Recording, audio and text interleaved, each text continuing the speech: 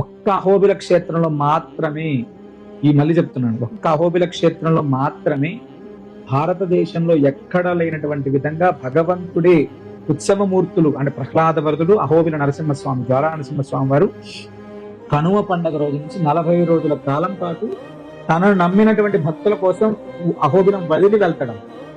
భగవంతుడు తన పెళ్లికి పిలవడం కోసం, అంటే బ్రహ్మోత్సవాలకు పెళ్లికి పిలవడం కోసం భగవంతుడే వెళ్ళేటువంటి అత్యద్భుతమైనటువంటి ఘట్టం పార్వతి.